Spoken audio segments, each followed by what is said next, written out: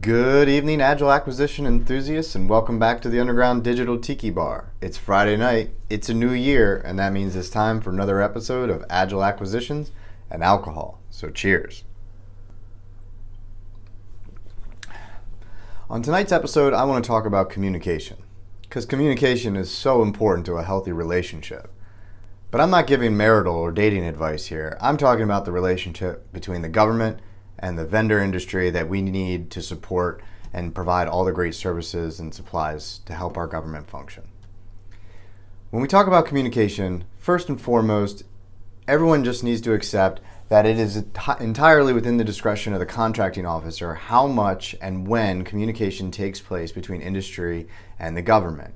It's highly encouraged that there are regular and ongoing communications, but the nature of that communications has been largely structured over the decades as one-way transfers.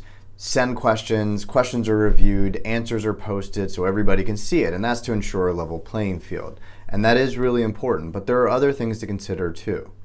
There is making sure that the discussions are dynamic, that folks are getting all the information they need to provide the best solution for the federal government. Because at the end of the day, we should be evaluating for best value, and in order to determine best value, you need the best proposal you can get. Lately, there have been a few different methods used. GitHub has been used a couple of times for posting and replying questions. This is good. One drawback to that is that in order to do that, you have to use your GitHub account or create sort of like a burner GitHub account in order to be anonymous. Anonymity is important to some vendors. A lot of vendors are concerned with their competitors knowing that they asked a question, and some are concerned the government is going to be offended that they asked a specific question. I can tell you in my experience, the government never holds a blacklist of vendors who asked annoying or bad questions. That's just not the way it works. The questions are reviewed, they're answered. It doesn't matter how insignificant, how significant. The government doesn't ever judge the vendors based on the questions. Whether other vendors are judging based on who they'd partner with, I can't necessarily say if that's true or not. So let's just assume it is, since that's a concern, and how we can address that concern is through having some sort of anonymous interaction with industry. So other options to consider are doing basically live video presentations, sort of like an industry day, but allow industry to privately view that and ask questions under anonymous names.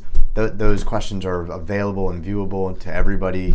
It can be archived, questions can be responded to there, or they can be saved and evaluated, answered when a little bit more research can be done, and posted to the site where the requirement is being shared. So these are some suggestions. I think we need to keep working at this. There are a lot of options out there, but the important thing is to keep your mind open. Remember, more communication is better than less. So right when the government has this tendency to want to clam up, that's just when they should be opening up and embracing these discussions so they can get the best proposal, so industry understands whether it's in their best interest to even bid, because when they fully understand the requirement, they'll know how likely they are to be successful. So there you have it. These are my thoughts on communication. It's really important. Keep the conversations going. If you're liking these videos, please keep watching them. Give me a thumbs up. Leave me a comment. Let me know other topics you'd like to hear me talk about. And until next time, cheers.